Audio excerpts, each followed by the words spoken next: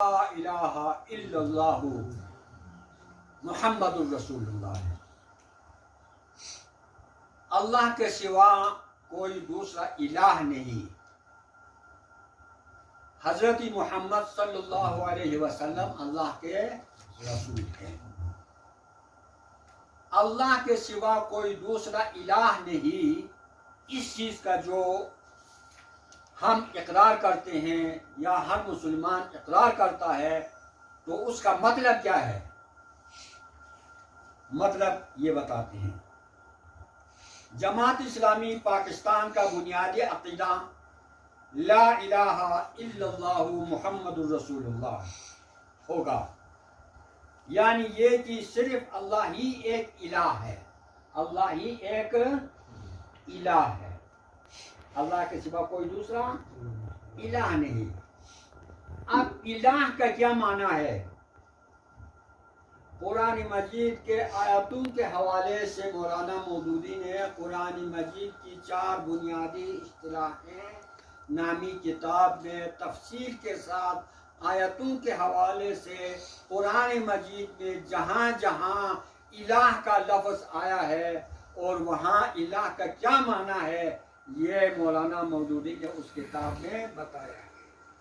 اور اس مفہوم کے لحاظ سے الہ کے مختلف مفہومات کے حوالے سے نچوڑ جو ہے، اللہ کے سوا کسی دوسرے کے الہ نہ ہونے اور اللہ تبارک و تعالیٰ ہی کے واحد الہ ہونے کا کیا مطلب ہے، اس کی تشریح مولانا مودودی رحمۃ اللہ علیہ نے خلاصے کے طور پر یہ جو 11 نکات ہیں، تشریح میں جو یہ 11 نکات ہیں، یہ بالکل قرآنی آیتوں سے ماخوذ مفہوم اور مطلب بیان کیے گئے ہیں خلاصے کے طور پر۔ یعنی یہ کہ صرف اللہ ہی ایک الہ ہے، اس کے سوا کوئی دوسرا الہ نہیں، اور محمد صلی اللہ علیہ وسلم اللہ کے رسول ہیں۔ تشریح اس عقیدے کے پہلے جز یعنی اللہ کے واحد الہ ہونے اور کسی دوسرے کے الہ نہ ہونے کا مطلب یہ ہے کہ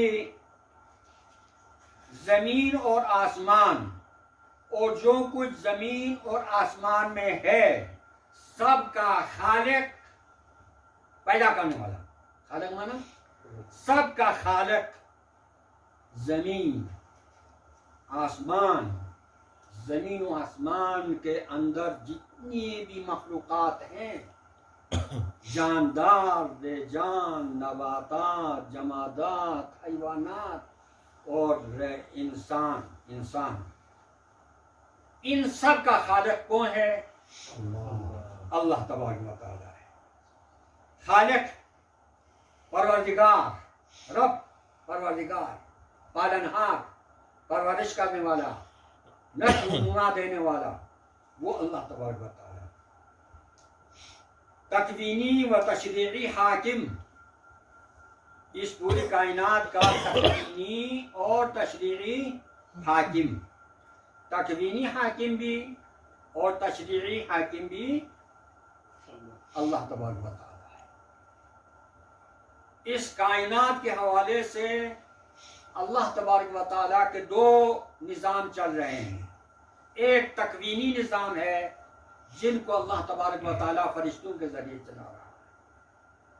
ایک تشریعی نظام ہے انسانوں کی زندگی گزارنے کے لیے، جس سے اللہ تبارک و تعالیٰ نے انبیاء علیہ السلام کے ذریعے اور ان کے جانشینوں کے ذریعے سے فرض قرار دیا ہے اس کو چلانا۔ شریعت اسلامیہ جس کو ہم کہتے ہیں، شریعت اسلامی، اسلامی قوانین۔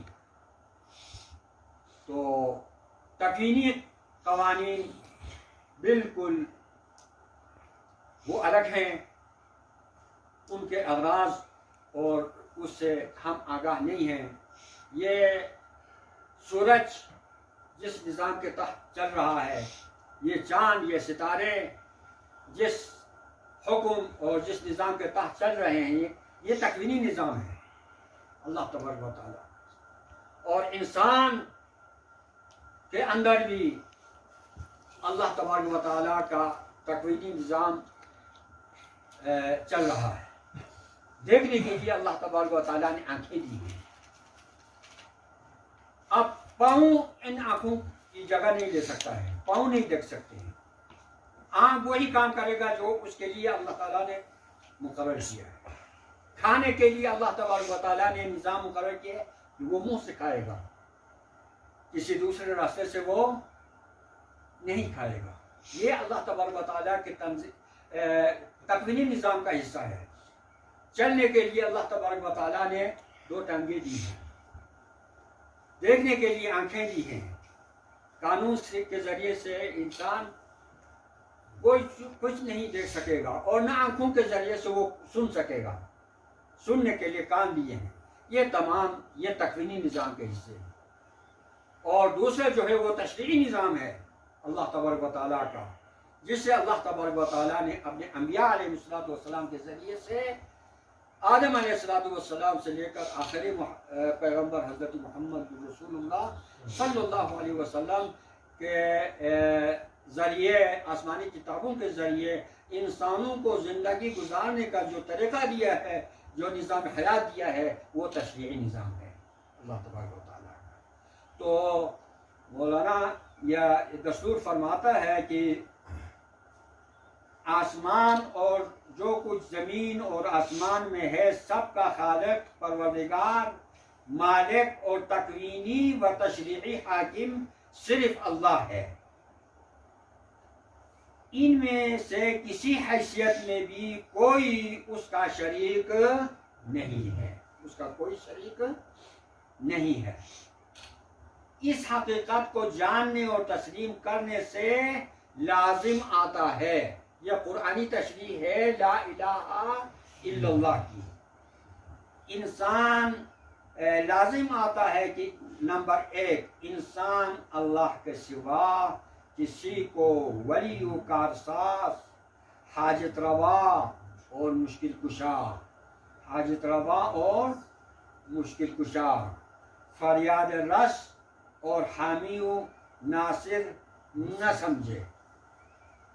عقیدہ توحید کا ٹھوس بیان، اس طرح بیان نہ کوئی دیوبندی، نہ کوئی بریلوی، نہ کوئی اہل حدیث، کوئی بھی اس طرح نہیں کر سکتا ہے جو یہ عقیدہ توحید کا جو صاف بیان مولانا مودودی رحمۃ اللہ علیہ نے کیا ہے، کوئی دعویٰ نہیں کر سکتے۔ یہ نیٹ پہ دیتے کہ توحید کا بیان حاضر و ناظر نہیں ہے، فلاں نہیں فلاں، تو میں اس کے آگے 2-3 نقطے اور اضافہ کرتا ہوں۔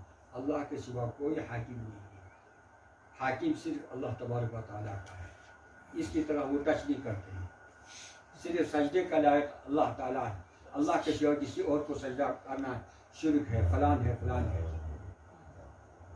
حالانکہ لا الہ اللہ کے سوا کوئی الہ یعنی خالق، اس کے بعد آتا ہے مالک، اس کے بعد آتا ہے حاکم۔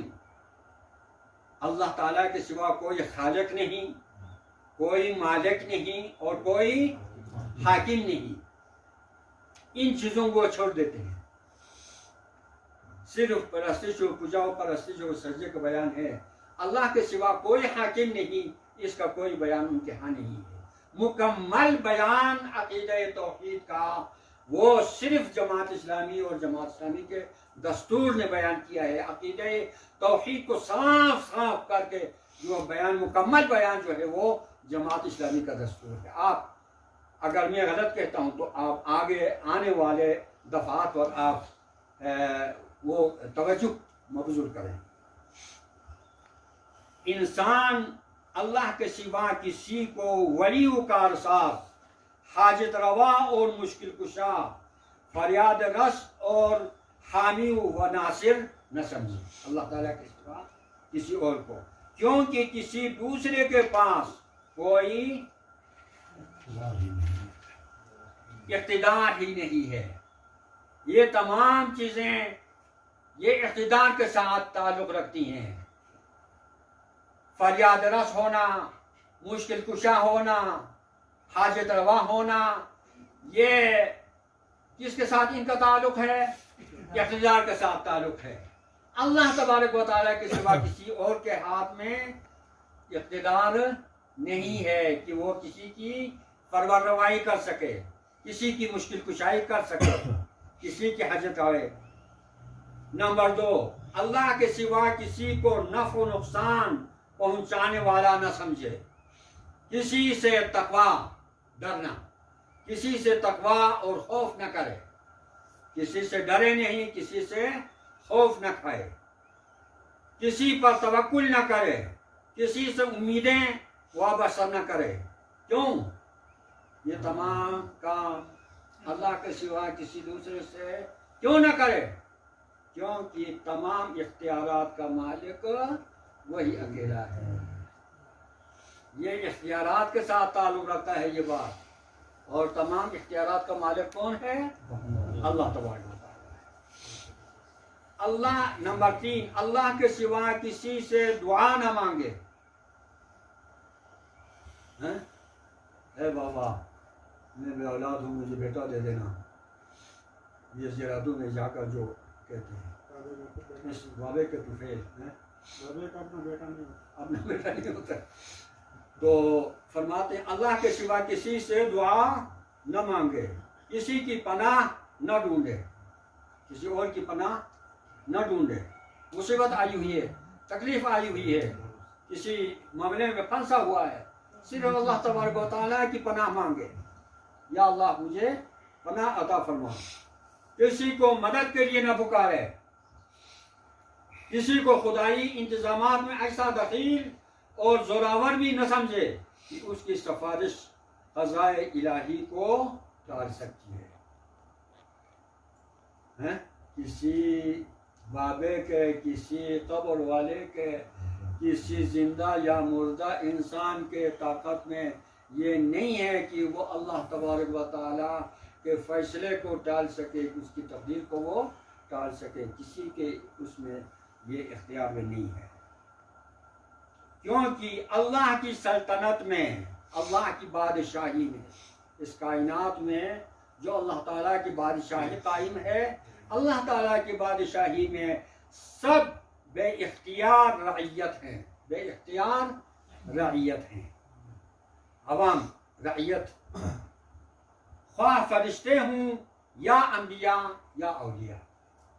अम्बिया भी सख्त वक्तों में अल्लाह तबारक व तआला के हुजूर दुआ करते रहे, मांगते रहे, अल्लाह ताला ही से मांगते रहे। इमामुल अंबिया हुजूर सल्लल्लाहु अलैहि वसल्लम 313 को लेकर मैदान बदर में निकलते हैं और आगे जो है 1000 की तादाद में फौज हर किस्म के असलहे से, उस ज़माने के असलहे से मुसल्लह। ये नहीं है कि वो मदीना में मुनव्वरा में बैठकर, मस्जिद मुनव्वरा में बैठकर वो अल्लाह ताला से दुआ मांगते हो कि या अल्लाह ये मक्का से जो फौज आ रही है ये इसको हमसे टाल नहीं। नहीं, 313 को लेकर दस्तयाब वसाइल के साथ वो निकलते हैं मैदान बदर में, लेकिन इनका मुकाबला है 313 का 1000 मुसल्लह फौज के साथ। उस वक़्त अल्लाह तबारक व तआला के हुजूर गिड़गिड़ा कर दुआ मांगते हैं कि या रब्बी इन तहलिक हाज़िहिल उसाबता फलन तुअबदा फिल अर्ज़ि अबदन। ए रबा, ये छोटा सा टोला, ये छोटा सा काफिला जो है 313 पर मुश्तमिल, अगर आपने इन कुफार के ज़रिए से इनको हलाक कर दिया तो आइंदा आपकी इस पूरी ज़मीन में आपकी इबादत करने वाला कोई नहीं रहेगा, कोई भी ऐसा फर्द नहीं रहेगा जो आपकी इबादत करे, आपकी बंदगी और आपकी गुलामी इख्तियार करे। अल्लाह से मांगता है, वसाइल को इस्तेमाल करता है, मेहनत करता है, जद्दोजहद के लिए मैदान में निकला है, लेकिन अल्लाह तबारक व तआला से वो मांग रहा है कि अल्लाह कामयाबी देना آپ کے اس میں ہاتھ میں ہے، آپ کے اختیار میں. بیٹھ کر وہ نہیں ہو سکتا. اب پتہ نہیں ہے کہ وہ کیا دعا مانگ رہا تھا. ایک دفعہ عمرے پر گیا تھا ہمارے سراج الحق صاحب، تو اسرار توبہ کے ساتھ بیٹھا ہوا تھا اور دعا مانگ رہا تھا. تو کسی اس نے عاشق سراج الحق اس نے پوسٹ دیا تھا کہ امیر محترم جو ہے وہ اللہ تبارک و تعالیٰ سے پاکستان میں اسلامی نظام کے نفاذ کی دعا مانگ رہے ہیں. اللہ تبارک و تعالیٰ نے اسلامی نظام کے نفاذ کو معلق دعا کے ساتھ نہیں کیا ہے. دعا کے ساتھ ہوتا تو حضور صلی اللہ علیہ وسلم مدینے میں بیٹھ کر دعا مانگے وقت کام ہو جاتا. جدوجہد کے ساتھ، محنت کے ساتھ، قربانیوں کے ساتھ اس کو وہ کر دیا ہے، نتھی کر لیا ہے. جدوجہد کریں گے، میدان میں نکلیں گے اور مقابلہ کریں گے، تب جو ہے ان کے مقابلے میں آپ کو کامیابی دینا. اس مرحلے پہ پھر دعا کا مرحلہ آتا ہے. تو یہ جدوجہد جو ہے انبیاء علیہ السلام نے کیا ہے، کرنے کے بعد اپنی جدوجہد کی کامیابی، اس کے نتیجے اور ثمرے کی مقبولیت کی دعا اللہ تبارک و تعالیٰ سے کیا ہے. یہاں یہ جو سوال ہے مولانا جو آپ نے پڑھا کہ زوراور بھی نہ سمجھے کہ اس کی سفارش قضائے الہی کو ٹال سکتی ہے، لیکن ہم عملاً یا جان بوجھتے یا نہ سمجھی میں اکثر لوگوں سے صاحب اقتدار سے کہتے ہیں کہ اگر یہ کام آپ کرنے پہ آئے تو کر سکتے ہیں، آپ یہ کام کر لیں. یا ہم دوائی کھاتے ہیں تو ہم یہ کہتے ہیں کہ یہ پیراسٹامول نے سر کا درد آرام کرایا. یہ میں نے اس کے ڈاکٹر اسرار کی ایک بک ہے شرک کے اقسام، مولانا اس کے اندر انہوں نے کہا ہے کہ ہر مسلمان اس وقت شرک میں مبتلا ہے.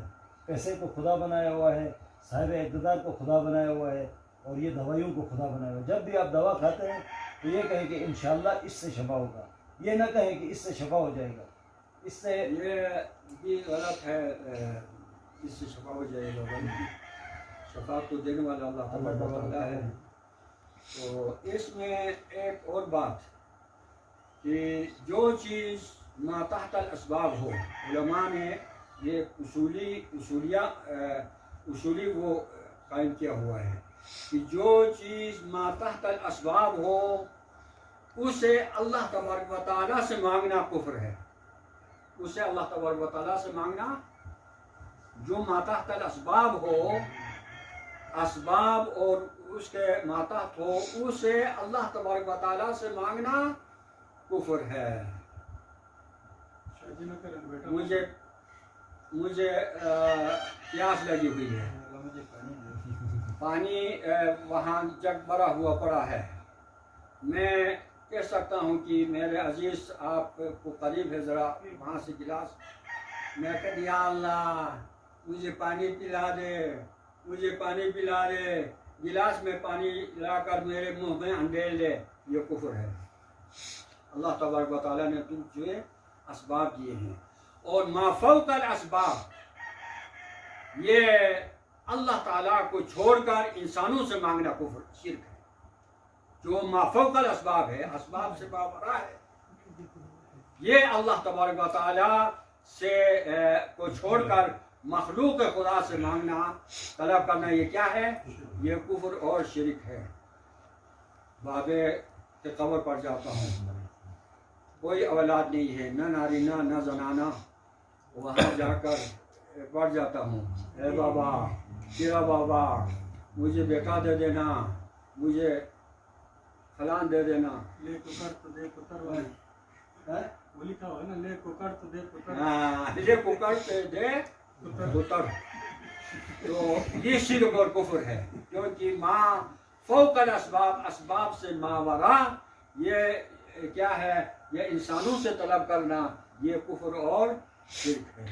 تو آپ جو ڈاکٹر صاحب نے جو کچھ کہا ہے وہ الگ اپنے بات کی سمجھ میں. آپ صاحب اقتدار سے جو آپ کہتے ہیں کہ میرا فلان کام کر دینا، یہ آپ کر سکتے ہیں، یہ اسباب کے ماتحت ہے. سمجھ گئے نا؟ وہ کسی کو ملازمت کسی کے اپائنمنٹ کے اس پر وہ دستخط کرے تو وہ ہو سکتا ہے، وہ اسباب کے ماتحت ہے، یہ شرک نہیں ہے۔ اسباب کے ماتحت جو ہے کسی دوسرے آدمی سے کہہ دینا کہ میرا یہ کام کر، یہ شرک نہیں ہے۔ اس کو چھوڑ کر آپ اللہ تبارک و تعالیٰ سے مانگیں گے تو وہ کفر ہوگا۔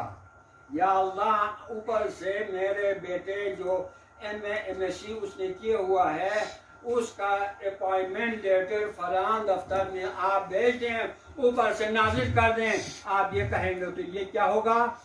کفر ہوگا۔ سمجھ گئے نا؟ اچھا، اس کے علاوہ جو شاہ اسماعیل رحمۃ اللہ علیہ نے تقویۃ الایمان میں موسم کے حوالے سے جو فورکاسٹ کرتے ہیں کہ کل موسم ہوگا، اگلے دن یا اس طرح کے، اس پہ بھی یہ بھی شرک ہوگا اگر کوئی بتاتے ہیں کہ یہ متعدد الاسباب آ چکا ہے، سبب موجود ہے، پہلے سبب یہ اب جو ہے یہ اسباب کے ماتحت آ گئی ہے۔ صحیح ہے، سمجھ گئے نا؟ یا نیٹ ہو گیا یا فلان ہو گیا، تمام۔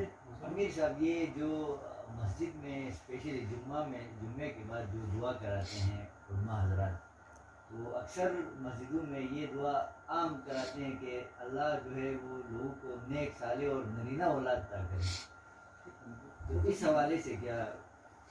جن کی شادی ہو بس گئی، جن کی شادی یہ بھی تو مانتے ہیں تو مسئلہ ہے نا، اللہ سے کیوں مانگتے؟ دعا کے جو کیا نام ہے؟ مسرور ولی مسرور احمد مسرور سوال مسرور بھائی نے شادی کیا ہوا ہے۔ مانتا ہے وہ مسئلہ نہیں ہے۔ سوال شادی والوں کی ہے۔ آپ کا ساتھی ہے؟ انجمن پروگرام کا یہ بھی نہیں ہے نا؟ یہ ہے؟ شادی نہیں ہے، آپ نہیں ہیں؟ آپ بھی ہو گئے ہیں؟ لیکن یہ دعا کر سکتے ہیں بچوں کے لیے۔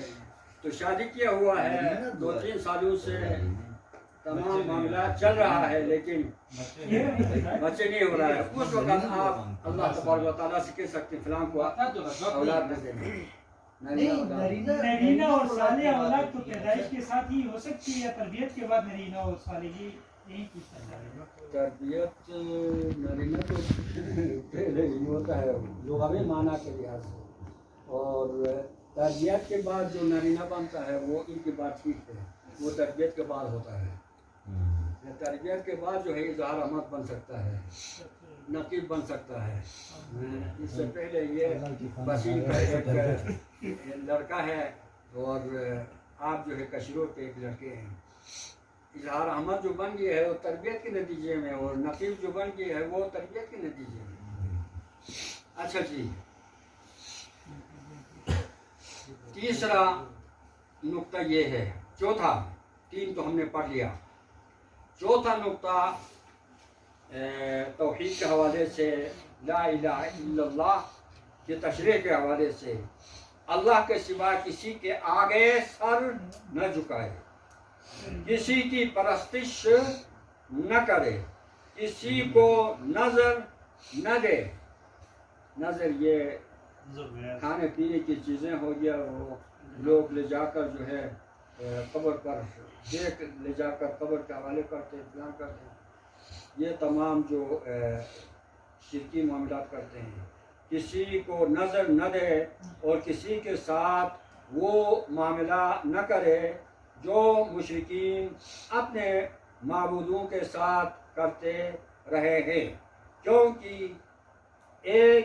تنہا ایک اللہ ہی، کیونکہ تنہا ایک اللہ ہی عبادت کا مستحق ہے، ایک اللہ ہی عبادت کا مستحق ہے۔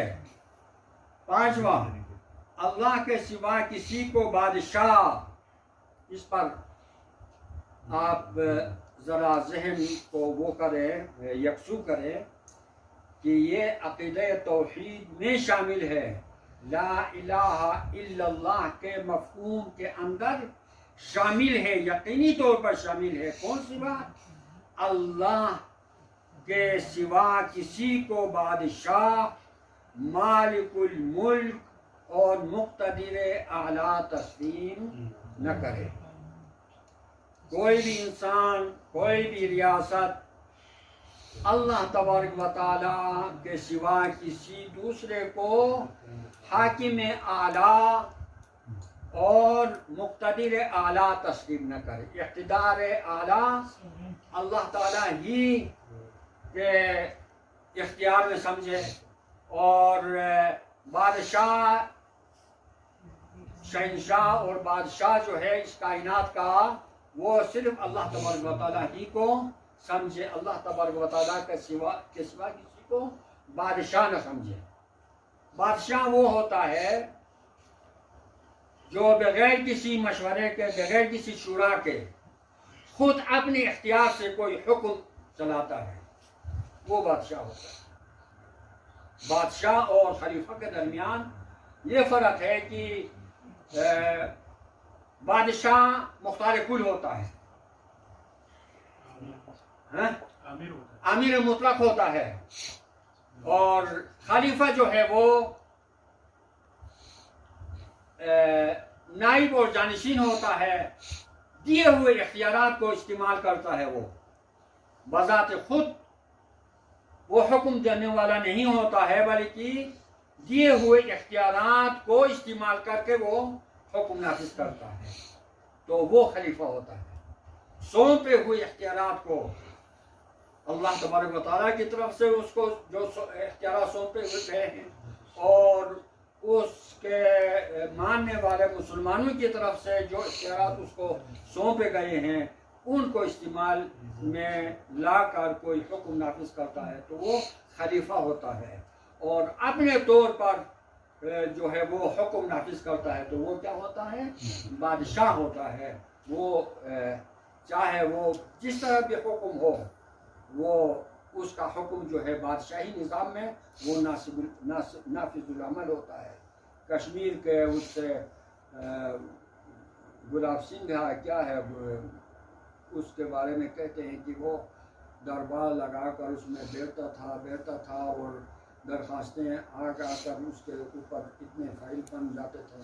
جب 12 بجتے تھے تو ایک کو اٹھا کر ادھر رکھتا تھا منظور، دوسرے کو اٹھا کر ادھر رکھتا تھا نامنظور، منظور نامنظور، منظور نامنظور. پھر وہ سارا فائل جو ہے وہ 2 حصوں میں تقسیم ہو جاتا تھا، اٹھ کر چلا جاتا تھا.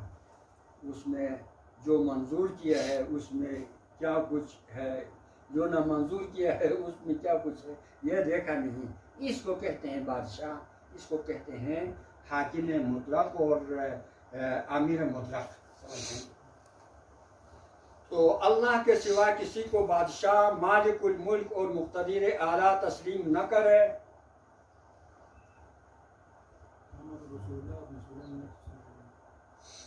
کسی کو باختیار خود حکم دینے اور منع کرنے کا مجاز نہ سمجھے. اس لفظ کے تلفظ کو تمام احباب وہ سمجھ لیں. بڑے بڑے بھی جو ہے وہ اس میں غلطی کر جاتے ہیں. ابھی بھی یہاں ایک لفظ استعمال ہوا ہے، شاید امیر ضلع نے کیا، مجاز. مجاز نہیں، یہ مجاز ہے. اس میں مفعول کا صیغہ ہے، اجازت دیا ہوا. سمجھ میں نا، مجاز. یہ آپ اس پر وہ کریں. کچھ بہت سارے اور الفاظ ہیں جو موقع پر میں آپ لوگوں کو سمجھاؤں گا کہ ہاں کیا کیا غلطیاں. ہمارے ایک ہم تو سمجھ رہے تھے آپ نے غلط پڑھا.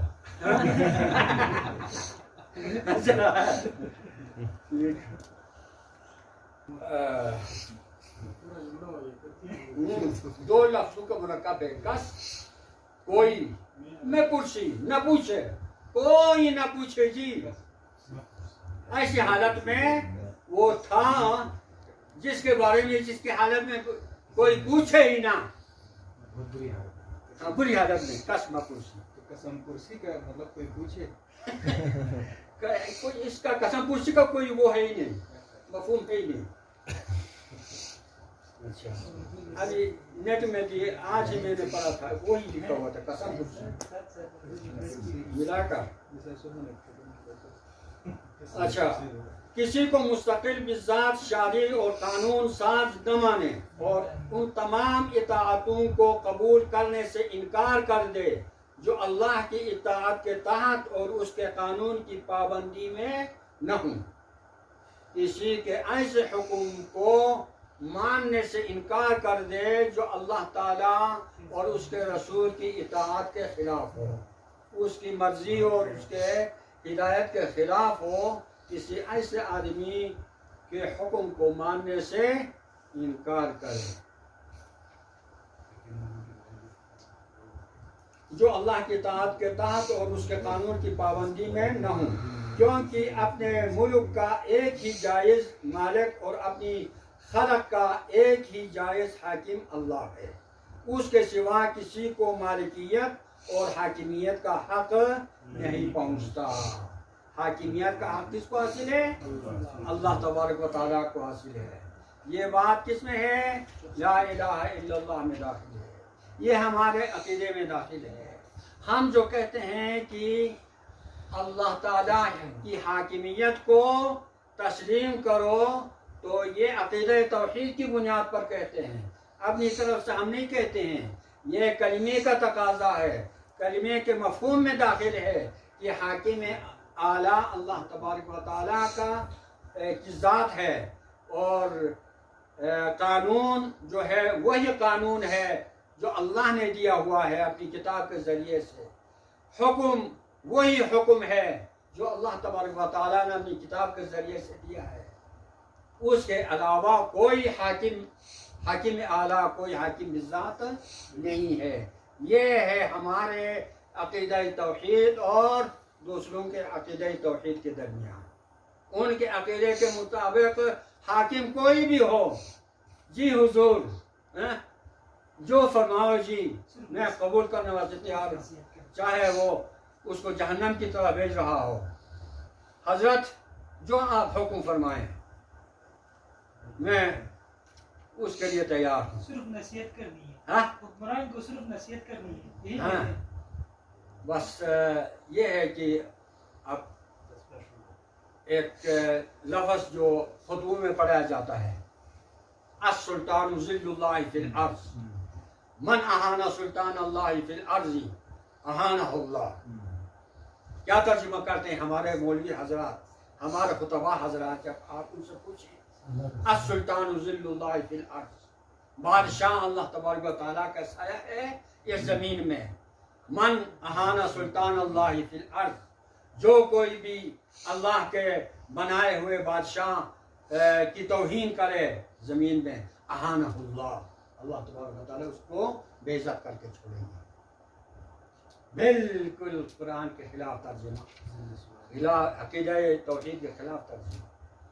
अस्सुल्तानु ज़िल्लुल्लाहि फिल अर्ज़, इक़्तिदार। सुल्तान का माना क्या है? इक़्तिदार, दलील, इक़्तिदार और दलील।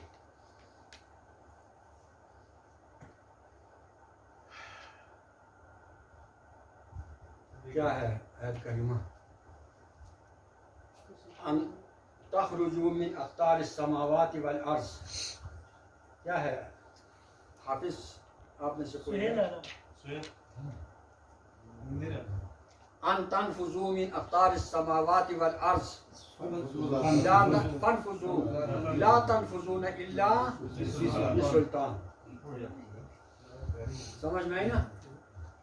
अगर तुम चाहो कि आसमान और ज़मीन के इस उफ़ुक़ और किनारों से बाहर निकलो, आसमान और ज़मीन के हुदूद से बाहर निकलो, ला तनफुजूना, फनफुजू, जरा निकल कर देखो, आसमान और ज़मीन के हुदूद से बाहर निकल कर देखो। ला तनफुजूना, हरगिज़ नहीं निकल सकते हो ज़मीन और आसमान के किनारों और हुदूद से, उफ़ुक़ से नहीं निकल सकते हो, इल्ला बिसुल्तान, मगर उस सूरत में कि जब तुम्हें इक़्तिदार हासिल हो। सुल्तान का माना क्या है? इक़्तिदार और क़ुव्वत। इक़्तिदार और क़ुव्वत, वो इक़्तिदार जो अल्लाह का दिया हुआ हो, कुदरत के माने में, कुदरत के माने में अल्लाह का दिया हुआ। تو یہاں سلطان کا معنی ہے اقتدار، قوت اور کیا ہے دلیل. لا تنفذون الا بسلطان کی دلیل سے. دو تین آیاتیں اور ہیں سلطان کے مفہوم کے لحاظ سے. تو السلطان ذل اللہ فی الارض، اقتدار اس زمین والوں کو جو اللہ تعالیٰ نے سونپا ہے وہ اللہ تبارک و تعالیٰ کی امانت ہے. من اہانا سلطان اللہ فی الارض، جو آدمی جس کو یہ اقتدار حاکمیت دیا گیا ہے اس نے اس کو غلط استعمال کر کے اس کی توہین کی، اہانہ اللہ، اللہ تبارک و تعالیٰ اس کو ذلیل کر کے چھوڑیں گے. جس آدمی نے اللہ کے دیے ہوئے اقتدار کو غلط استعمال کر کے اس کی توہین کی، اس کی بےزتی کی، تو اس کا نتیجہ کیا ہوگا؟ اہانہ اللہ، اہانہ اللہ، اللہ تبارک و تعالیٰ اس کو بھی عزت کر کے چھوڑیں گے. ہمارے نظروں کے سامنے ہے سب جن لوگوں کو اسی پاکستان میں اقتدار ملا اور انہوں نے اس اقتدار کی جو ہے اس کے قدر نہیں کی، اس کو غلط استعمال کیا، تو اللہ تبارک و تعالیٰ نے ان کو ذلیل کر کے چھوڑ دیا. ایوب کس طرح مر گیا، یحییٰ کیسے مر گیا، بٹھو کیسے مرا، مشرف کی جو حال ہے، مشرف کا جو حال ہے، یہ سب کچھ اسی حدیث کے مطابق اہانہ ہوگا. اللہ تعالیٰ اس کو ذلیل کر کے چھوڑا. اپنے ملک کا ایک ہی جائز مالک اور اپنی خلق کا ایک ہی جائز حاکم اللہ تبارک و تعالیٰ ہے. اللہ تعالیٰ اس کے سوا کسی کو مالکیت اور حاکمیت کا حق نہیں پہنچتا ہے. یہ ہے ہمارا عقیدہ، یہ ہمارا عقیدہ توحید. لاؤ اس کے مقابلے میں دیوبندیوں کو لاؤ، اہل حدیثوں کو لاؤ، اور کس کو لاؤ، بریلویوں کو لاؤ، کسی بھی آدمی کو لاؤ. اس عقیدے کے مقابلے میں ان کا عقیدہ توحید مکمل ہے یا ناقص ہے؟ جو یہ نہیں مانتے ہیں اللہ تعالیٰ کو، ہم حاکم اعلیٰ اللہ تبارک و تعالیٰ کو مانتے ہیں، اسی کے قانون کو قانون بالاتر مانتے ہیں. ہم اسی کی طرح دعوت دیتے ہیں عقیدہ توحید کی بنیاد پر، کلمہ لا الہ الا اللہ محمد رسول اللہ کی بنیاد پر. یہ ہے عقیدہ توحید. نیز اس عقیدے کو قبول کرنے سے یہ بھی لازم آتا ہے کہ انسان اپنی آزادی و خود مختاری سے دستبردار ہو جائے، اپنی خواہشات نفس کی بندگی چھوڑ دے اور اللہ کا بندہ بن کر رہے جس کو اس نے الہ تسلیم کیا ہے. ان میں سے ہر ایک نقطہ انتہائی قابل تشریح ہے، لیکن ادھر یہ حضرت بیٹھا ہوا کہتا ہے جلدی جلدی ختم کرو. تو یا تو یہ ہے کہ اس کو اگلے اجتماع پر چھوڑ دیتے ہیں تاکہ سمجھ چلتے ہیں. پھر اس عقیدے کو قبول کرنے سے یہ بھی لازم آتا ہے کہ یہاں سے آگے جو ہے ہم پھر وہ کرتے ہیں، اس کو ہم صحیح طریقے سے سمجھنے کے بعد تھک بھی جاتے ہیں.